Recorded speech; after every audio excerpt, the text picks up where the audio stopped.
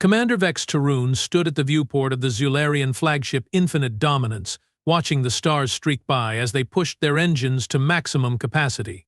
His membranous ears twitched nervously, and the scales along his neck flared with anxiety. The ship vibrated with the strain of sustained emergency velocity, but Vex knew it wouldn't be enough. "Status report," he barked, turning to face his bridge crew. The lighting cast an eerie blue glow across their reptilian features, highlighting the fear in their eyes. Lieutenant Cora, his communications officer, swiveled in her chair. "Sir, we have successfully escaped the Earth defense perimeter. No pursuit vessels detected." Her voice carried a tremor that betrayed her outward composure. "And the rest of the fleet?" Vex asked, though he already suspected the answer. Cora's four eyes blinked in rapid succession. "The glorious Victory and Stellar Conqueror are with us. The others," she trailed off. "The others are atomized particles floating through space," finished Tactical Officer Drez with a bitter laugh. "Courtesy of those primitive humans we so foolishly underestimated." Vex nodded grimly. Just 3 days ago, their mighty armada of 15 warships had approached the human colony on Proxima Centauri B, expecting an easy conquest. Their intelligence suggested the humans were a fractious species with rudimentary space capabilities, barely a century into interstellar travel. The Zularian High Command had been confident that a show of force would compel immediate surrender. How catastrophically wrong they had been. "Sir," said Navigator Plex, interrupting his thoughts, "the High Council is demanding a status update." Vex suppressed a groan. "Put them through to my private quarters. I will brief them personally." As he stalked off the bridge, Vex heard Drez mutter, "Better him than me," explaining how we lost 12 battleships to a species that still finds amusement in videos of infant Earth felines will not be pleasant. In his quarters, Vex straightened his commander's regalia before activating the quantum communication array. The holographic forms of the 7 High Counselors materialized before him, in their elaborate headdresses and ceremonial armor making them look like ancient deities rather than politicians. "Commander Tarun," said High Minister Zex, his voice dripping with barely contained fury, "explain how our glorious invasion force has been reduced to 3 fleeing vessels." Zex squared his shoulders. "Esteemed counselors, I regret to inform you that our intelligence regarding human military capabilities was significantly flawed." "Flawed?" screeched Counselor Mrez, the oldest among them. "You mean completely and utterly wrong. We lost 12 capital ships. 12.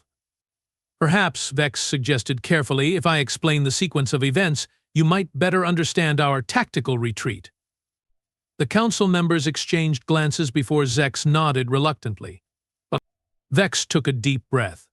"As ordered, we approached the Proxima Centauri colony with overwhelming force. The initial assault proceeded according to plan. We disabled their orbital defense platforms and established positional dominance." He paused, recalling the fateful decision that had sealed their fate. The humans appeared to be organizing an evacuation. Our sensors detected a large vessel departing the colony, headed for the system's jump point. Based on its size and energy signature, Tactical Officer Drez identified it as a troop transport. I authorized its destruction to prevent reinforcements from reaching Earth. Counselor Lev, the military strategist, leaned forward. "A sensible decision, Commander." "It would have been," Vex agreed, "had the vessel actually been a troop transport." The room fell silent. "It was a hospital ship," Vex continued, his voice now barely above a whisper. He filled with the injured, the sick, and medical personnel. The counselors exchanged horrified glances. Even among the Zularian Empire, with its 1,000-year history of conquest, certain lines were not crossed. The deliberate targeting of medical vessels was considered dishonorable and beneath civilized species. "The humans sent us a single message after we destroyed the ship," Vex said, tapping his communication pad to play the recording. A human voice, eerily calm, despite the circumstances, filled the chamber. "Zularian aggressors, you have fired upon and destroyed the UNSC Mercy, an unarmed hospital vessel containing 842 patients and 340 medical staff. There will be no negotiations. There will be no surrender. You have chosen extinction. We are coming. Vex stopped the recording and looked up at the council members, who appeared shaken. We dismissed it as empty rhetoric, he said. After all, our intelligence indicated Earth had only a small defense fleet, mostly converted cargo vessels with minimal weaponry. And then? Prompted Zex. Zex's scales flattened against his skull, a sign of extreme distress among his species. 3 hours later they came. Not a ragtag collection of retrofitted freighters, but a fleet. A proper, military fleet with technology we didn't know they possessed. He activated a holographic display showing the battle data. 73 warships emerged from jump points simultaneously, surrounding our position. Their vessels moved with a coordination that suggested years of military drills. Their weapons. He shook his head. Their weapons tore through our shields as if they were vapor. Drez had colorfully described the human weapons as physics having a nervous breakdown, and he wasn't far wrong. The humans had somehow mastered gravity manipulation technology, creating localized distortions that shredded Zularian ships from the inside out. They communicated on open channels during the attack, Vex continued. No encryption, no attempt to hide their intentions. They wanted us to hear them. They were laughing, joking, even as they systematically destroyed our fleet. The council chamber remained silent, the weight of this revelation settling over them like a shroud. I ordered a retreat when it became clear we could not prevail, Vex said. The humans permitted our 3 remaining ships to escape. Deliberately, I believe. Why would they do that? Asked Councillor Traz, speaking for the first time. To deliver a message, Vex replied grimly. Their fleet commander transmitted once more before we jumped to hyperspace. He played the final recording. Run home, little lizards. Tell your leaders what happens when you fire on our sick and wounded. This was just the vanguard. The full fleet follows. You have 6 days before we reach your homeworld. Use the time wisely. The council erupted into panicked shouting. They know the location of our homeworld? Is this possible? We must evacuate the government. Prime Minister Zex raised a hand, silencing the chamber. Commander Tarun, your assessment. Can they actually reach Zularia Prime in 6 days? Vex hesitated. Our analysts would have said no, but our analysts also said humans were technologically inferior. If they have mastered the gravity manipulation technology we witnessed, then yes, they could have developed corresponding advances in propulsion. And their threat of a full fleet? Asked Lev. How many vessels are we potentially facing? Unknown, Vex admitted. But intelligence suggests Earth has 17 planetary colonies and numerous space stations. If each can produce vessels similar to what we encountered, he left the implications hanging. We need more information, decided Zex. Commander, set course for the Telshar Observatory. It's only a day's journey from your position, and its long-range sensors may give us insight into the human fleet's movements. Vex nodded. Yes, High Minister. There is one more thing. Speak. During the battle, we intercepted fragments of human communications. They referred to something called Protocol Thermopylae. Meaning? Asked Merez. Unknown, said Vex. But after our encounter, I had our cultural database searched for references. Thermopylae was an ancient battle on Earth where a small force of warriors called Spartans held off a vastly larger invading army. That makes no sense, said Lev. They outnumbered us, not the other way around. Perhaps, suggested Vex, it's not about the numbers, but the message. The Spartans knew they would die, but fought anyway to buy time and to show the invaders that conquest would come at an unacceptable cost. The council chambers fell silent again as the implications sank in.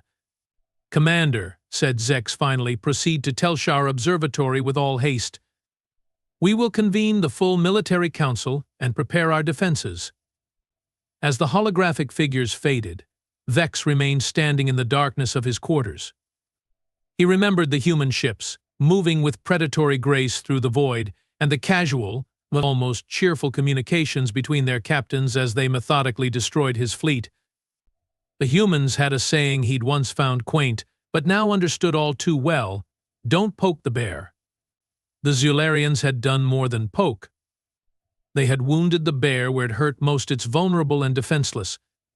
And now the bear was coming, with teeth and claws bared, to exact revenge. Vex returned to the bridge, where his crew looked at him expectantly. Set course for Telshar Observatory, he ordered. Maximum speed. The Council's decision? Asked Cora. They want more information before they decide how to respond to the human threat. Drez snorted. Typical politicians. They will debate while our worlds burn. Officer Drez, Vex said sharply, your opinions regarding the Council are noted but unhelpful. Focus on your duties. Yes, Commander, said Drez, not sounding particularly chastened. Though might I suggest we prepare a comprehensive analysis of human warfare history? If we are going to face them, we should understand how they fight. Vex nodded slowly. A sound suggestion. Lieutenant Cora, assign a team to gather all available data on human military tactics and history. Yes, Commander. As Vex settled into his command chair, Navigator Plex approached cautiously. Sir, estimated arrival at Telshar is 26 hours at current speed. But there's something else you should know. Go on. Our long-range sensors have detected unusual activity at several jump points along our projected route. It could be nothing but it could be humans, already moving to cut off our escape routes, finished Vex. Adjust course as needed. Stealth protocols at maximum. The navigator nodded and returned to his station. Vex stared at the main view screen, watching the stars streak by. In just 3 days, everything had changed. The Zularian Empire, dominant for centuries, now faced an existential threat from a species they had gravely underestimated. Commander, called Cora, I have assigned the research team as ordered, but our database on human military history is disturbing. Explain, said Vex. Humans have spent most of their recorded history fighting each other. They have developed warfare to an art form. And when threatened as a species, she paused, swallowing hard. They unite with remarkable efficiency. Show me, ordered Vex. The main screen filled with images and text battles, weapons, strategies spanning thousands of Earth years. Vex felt his blood run cold as he processed what he was seeing. Humans didn't just fight wars, they transformed themselves through conflict, emerging stronger, more innovative, and more determined with each struggle. There's something else, said Cora hesitantly. Something about how they categorize alien civilizations. Go on. They have a classification system. Category 1 civilizations are peaceful, technologically inferior species that pose no threat. Category 2 are peaceful, technologically equal or superior species, potential allies or trading partners.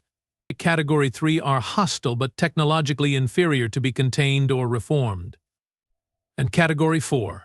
Asked Vex, dreading the answer. Hostile and technologically equal or superior, said Cora quietly. The database entry for Category 4 response protocols contains just 3 words. Extinction is mandatory. A heavy silence fell over the bridge. Well, said Drez with forced cheerfulness, at least now we know where we stand. Vex didn't respond. He was too busy wondering how many days the Zularian civilization had left, and whether anything could stop the human fleet now bearing down upon them with righteous fury. At Telshar Observatory, they might find answers. Or they might find that the humans had already been there, leaving nothing but wreckage as a preview of what awaited the Empire that had made the fatal mistake of firing on a hospital ship. Either way, Vex knew with grim certainty that the Zularian Empire would never be the same again. They had awakened something terrible, and the galaxy would tremble at the consequences. I will continue and complete the story with the second part, keeping the narrative engaging and making sure it doesn't repeat elements from the first part. Telshar Observatory hung like a glittering jewel against the backdrop of space, its massive sensor arrays extending outward like the spokes of a wheel. As the 3 surviving Zularian vessels approached, Vex felt a flicker of hope.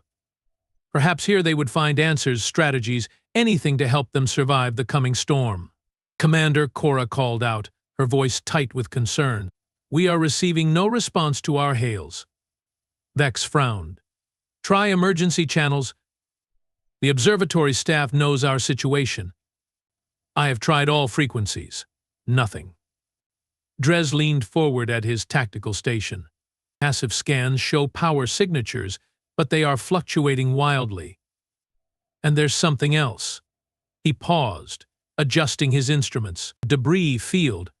Recent, judging by the radiation signatures." "On screen," ordered Vex. The view screen shifted to show the space surrounding the observatory. Fragments of metal and composite materials drifted in the void, some still glowing from whatever had torn them apart.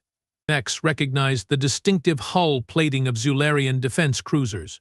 "Magnify that section," he said, pointing to a larger piece of debris. The image zoomed in on what remained of a ship's nameplate, Vigilant Guardian. "That's Admiral Krax's flagship," whispered Plex. "The pride of our home defense fleet." Vex felt his stomach drop. "How many ships were stationed here?" "6 defense cruisers," replied Dres, his voice hollow. "All gone." "Life signs on the observatory?" asked Vex, though he already feared the answer. Cora shook her head. "None we can detect. But there's unusual power fluctuations in the central hub, and intermittent transmissions. Can you decode them?" "They are not encoded," said Cora, puzzled. "Just fragments. Audio only. Let's hear it." "Duh." The bridge speakers crackled to life, and a human voice, distorted but understandable, filled the command center. "Confirmed 3 targets approaching. Permission to engage, negative. Allow them entry. See what they have left, psychological impact. Protocol Thermopylae Phase 2 initiated, awaiting confirmation of prime target location." The transmission cut off, leaving the bridge in stunned silence. "They are gone," said Dres finally, "but they left this for us to find. They wanted us to hear it." "A trap," suggested Plex. Vex considered their options. They could retreat, but where would they go? The humans seemed to be several steps ahead, anticipating their movements with uncanny precision. "We proceed as planned," he decided, "but approach with extreme caution. Weapons at ready, shields at maximum." As they drew closer to the observatory, their sensors gave them a clearer picture of what had transpired. The 6 defense cruisers hadn't merely been destroyed, they had been methodically dissected. Hull breaches showed the precision of surgical instruments, rather than the chaotic damage of conventional weapons. "Docking Bay 3 is still operational," reported Navigator Plex. "But I recommend we send drones first." "Agreed," said Vex. "Deploy reconnaissance units." The small, automated drones launched from the Infinite Dominance, streaking toward the observatory. Their camera feeds appeared on the bridge's secondary screens, showing the eerie emptiness of the docking bay. "No signs of battle damage here," noted Dres. "No bodies either." "Proceed to the central hub," ordered Vex. The drones moved through the corridors of the observatory, transmitting images of an installation that appeared to have been abandoned in haste. Personal items scattered on floors, meals half-eaten in the commissary, but still no bodies. "Where is everyone?" murmured Cora. There were over 300 personnel stationed here. When the drones reached the central hub, they found their answer. The massive control room, normally bustling with analysts and technicians, was empty except for a single object placed prominently on the central console. "Zoom in," ordered Vex. The camera focused on what appeared to be a small black cube, approximately 10 centimeters on each side. A pulsing blue light emanated from its center. "Analysis?" Vex asked. Dres studied his readings. "Unknown technology. It's generating minimal power but emitting complex quantum signals." "It's not a weapon," said Cora, studying her own console. "At least, not in the conventional sense. I think it's talking to the observatory's systems." "Can we deactivate it remotely?" Dres shook his head. Not recommended, sir. Any interference might trigger defensive protocols. Vex made his decision. I will lead a boarding party. Lieutenant Cora, you have the bridge. Sir, protested Drez. With respect, that's extremely risky. Noted, said Vex. But we need answers, not more questions. Prepare a shuttle and security team.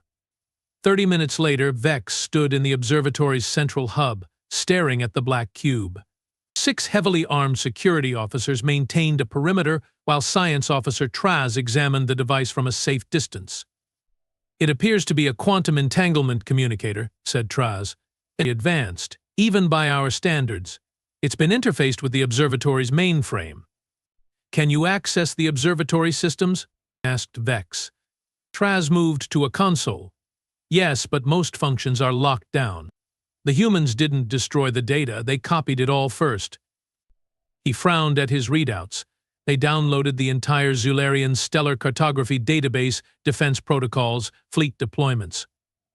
Vex felt his blood run cold. The humans now possessed a complete map of the Zularian Empire, including the locations of every military installation and colony. What about the observatory personnel? Traz accessed another system. Internal sensors show this can't be right. What? What? According to the logs, everyone was transported off the station. The humans took them all. Prisoners? Asked one of the security officers. Unknown, replied Traz. But the transporters used technology we have never seen before. They somehow extracted the personnel without triggering any alarms. Suddenly, the black cube pulsed brighter, and a holographic projection appeared above it. A human figure materialized, dressed in what appeared to be a military uniform. Greetings, Commander Vex Tarun of the Zularian flagship Infinite Dominance, said the figure. I am Admiral Helena Bishop of the United Earth Defense Force. By now you have discovered what happened here.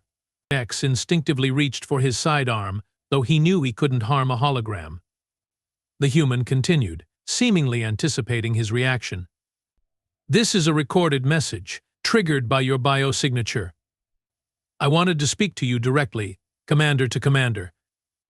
The hologram of Admiral Bishop walked around the hub, examining the space as if she were physically present. Your observatory personnel are unharmed.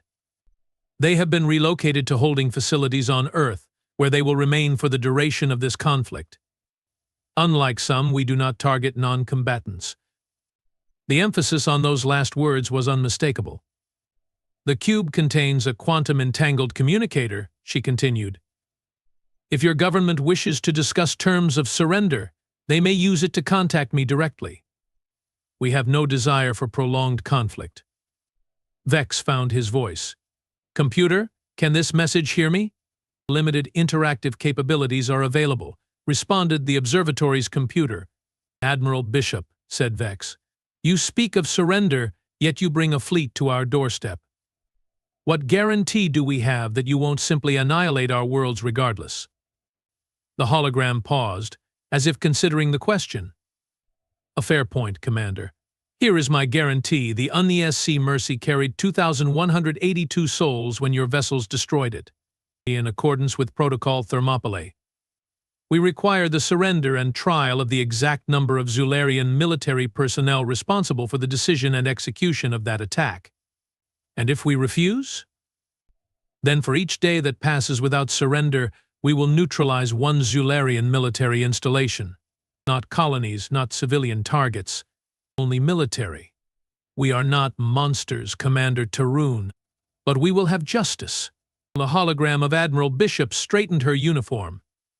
You have 24 hours from this moment to relay our terms to your government. The lives of billions rest on their decision. The projection flickered and disappeared, leaving only the cube pulsing softly. Vex turned to Traz.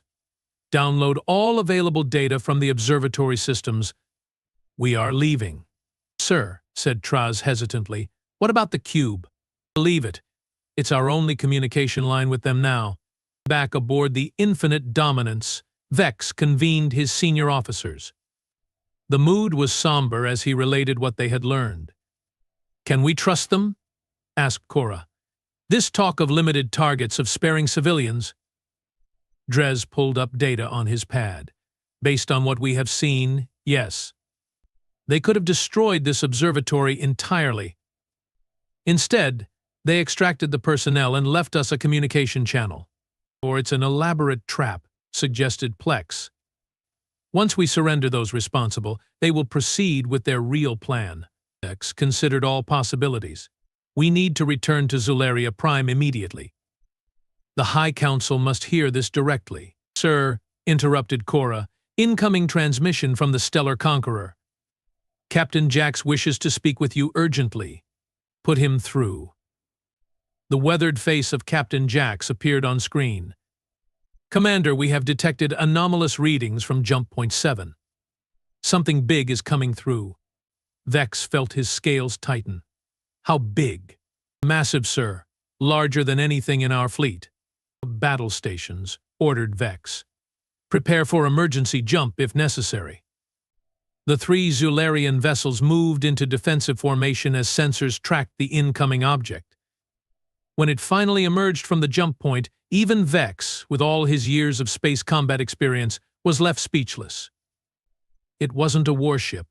It was a giant rectangular structure, easily 20 kilometers long, surrounded by a small escort of human vessels. What in the name of the ancestors is that? Whispered Plex. Dres studied his readings. It appears to be a space station. Minimal weapons, but massive power signature.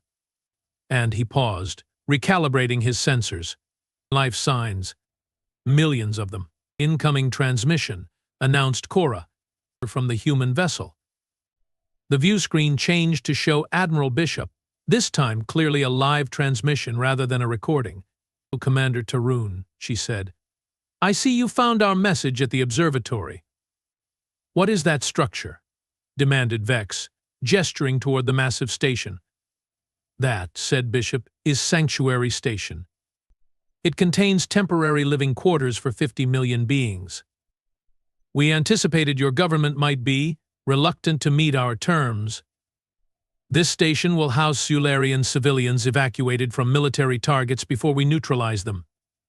Vex blinked in confusion. You are offering to evacuate our people before attacking. As I said, Commander, we are not monsters. This conflict is with your military leadership, not your civilian population. Bishop's expression hardened. The station will proceed to Zularian space under escort.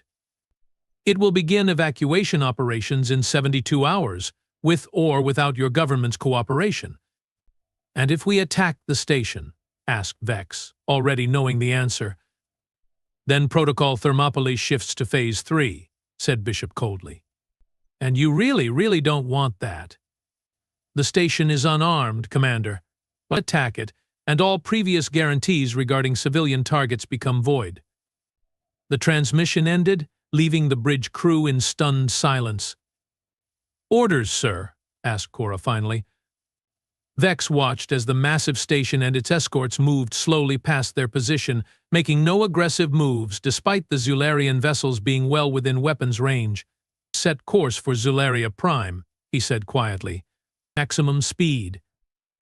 The journey back was tense, with Vex spending most of his time reviewing all available data on human warfare history. What he found disturbed him deeply. Humans had progressed from primitive tribal conflicts to global wars to interstellar combat in a remarkably short time. Each conflict made them stronger, more innovative, more determined. Most concerning was their response to existential threats. When humans believed their species was at risk, they suspended normal ethical constraints. They became something else, something terrible and implacable. By the time they reached Zularia Prime, the massive orbital shipyards were buzzing with activity as the Empire mobilized its full military might. Hundreds of warships formed defensive formations around the homeworld, their weapons primed for the expected human assault. The High Council received Vex in the ancient war chamber, deep beneath the capital city. The 7 counselors were joined by the full Admiralty Board and the planetary defense commanders. Commander Tarun, began High Minister Zex, we have reviewed your preliminary reports. Now tell us in your own words what we face. Vex recounted everything: the encounter at Telshar Observatory, the message from Admiral Bishop, and the appearance of Sanctuary Station. He described the precision with which the humans had dismantled the defense fleet, the technological advantages they had displayed, and their apparent commitment to minimizing civilian casualties. "And your recommendation?" asked Zex when he had finished. Vex took a deep breath. "We should accept their terms. Surrender those responsible for the hospital ship attack and end this before it escalates further." Angry murmurs filled the chamber. Admiral Vrex, commander of the home fleet, rose to his feet. "Preposterous. We have over 800 warships defending Zularia Prime alone. We cannot be defeated by an upstart species barely out of their gravity well." "With respect, Admiral," said Vex, "you weren't there. Their technology, their tactics, they are beyond anything we have encountered. And they are holding back." "What do you mean, holding back?" asked Counselor Lev. "The weapons they used against our fleet were precise, controlled. Based on their technological level, they likely possess much more destructive capabilities. They are giving us a chance to end this without massive casualties." High Minister Zex stroked his chin scales thoughtfully. "And if we refuse? If we fight?" "Then we might win," admitted Vex. "Or we might awaken something that will hunt our species to extinction." The debate raged for hours, with the military leadership arguing for resistance, while Vex and a few others counseled caution. In the end, it came down to a vote. By the narrowest of margins, the Council decided to reject the human terms and prepare for full-scale war. "The Zularian Empire has stood for 1,000 years, declared Zex. "We will not bow to threats from primitives, no matter how advanced their weapons." As the Council dispersed, Vex found himself approached by an elderly Zularian he didn't recognize, dressed in the robes of a historical archivist. "Commander Tarun," said the old one quietly, "give a moment of your time." Vex followed him to a small alcove away from the main chamber. "I heard your testimony," said the archivist. "You have studied human history?" "As much as our databases contained," confirmed Vex. "Then perhaps you encountered references to an ancient human text called The Art of War." Vex nodded. "By a strategist named Sun Tzu. Know your enemy and know yourself, and in 100 battles you need not fear the result." The old archivist smiled. "Good. Then you understand what the Council does not. The humans are playing a deeper game. This protocol, Thermopylae, it's not just about vengeance for a hospital ship." "What do you mean?" "The humans have studied us for years, Commander. They know our weaknesses, our divisions. This protocol was designed specifically for the Zularian Empire to exploit our military pride and political fractures." Vex felt a chill run down his spine. "How do you know this?" "Because I have studied them in return.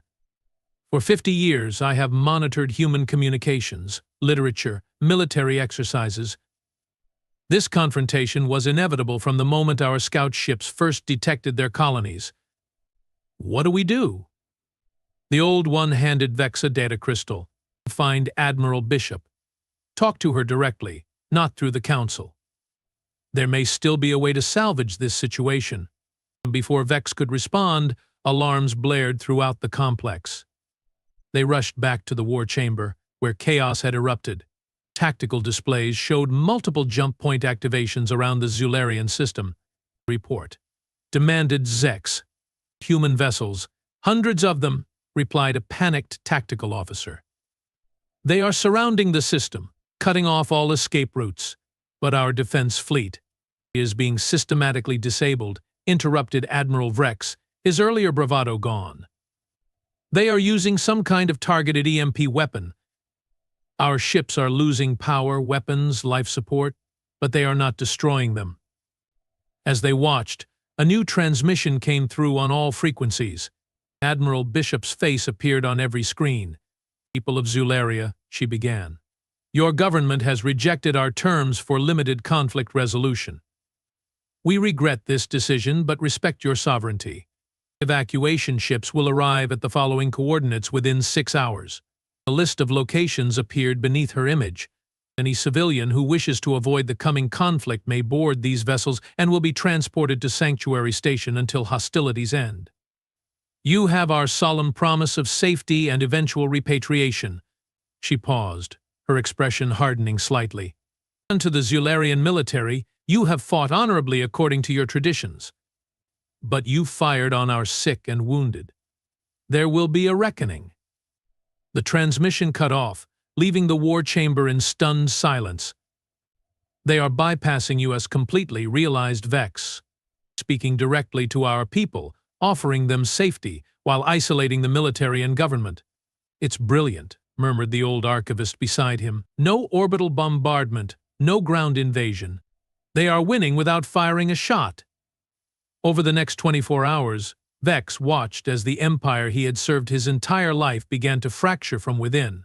Millions of civilians flocked to the human evacuation ships. Military units split, with many choosing to protect the evacuation rather than follow orders to prevent it.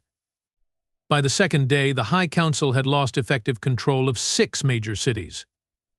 By the third, Admiral Vex and half the Admiralty Board had been arrested by their own officers for attempting to fire on civilian evacuation transports. Vex found himself in command of the remaining loyal forces through a series of battlefield promotions and desperate reorganizations. It was in this capacity that he finally used the quantum communicator to contact Admiral Bishop directly. "Commander Tarun," she greeted him, looking unsurprised. "Or should I say acting Supreme Commander?" "A temporary title," said Vex wearily. "One I never sought." "A few good leaders do," replied Bishop. "I assume you are calling to discuss terms?" "Yes. The High Council has been relieved of duty. I am authorized to negotiate on behalf of the Zularian military." Bishop nodded. "Then let us be clear, Commander. We require those responsible for the attack on UNSC Mercy. We require verifiable disarmament of your most aggressive weapons systems. And we require observer status in your government until reforms ensuring peaceful relations can be implemented. And in return, full withdrawal of Earth forces. Return of all civilian evacuees. Economic assistance to transition your military-industrial complex to peaceful applications. And eventually, normalize diplomatic relations. Vex considered the terms. They were harsh, but not unreasonable given the alternatives. What about Admiral Vex and the others who opposed evacuation? They will stand trial alongside those responsible for the hospital ship attack. Not for losing a battle, Commander. For choosing to target civilians. Vex thought of the hospital ship, of the sick and wounded who had perished because of a tactical miscalculation. He thought of his own crew, who had followed orders even when those orders violated the most basic principles of honorable warfare. "We accept your terms, Admiral," he said finally. "The fighting ends now." Bishop's expression softened slightly. "You have made the right choice, Commander, for both our peoples." As the transmission ended, Vex turned to face his bridge crew. They looked exhausted, defeated, but there was also something else in their eyes. Relief. "Relief. Send the stand-down order to all remaining forces," he commanded, "and prepare for my address to the people." "What will you tell them?" asked Cora. Vex looked out at the stars, where human ships now patrolled peacefully alongside the remnants of the once mighty Zularian fleet. "The truth," he said simply, "that we became so focused on our strength that we forgot our honor.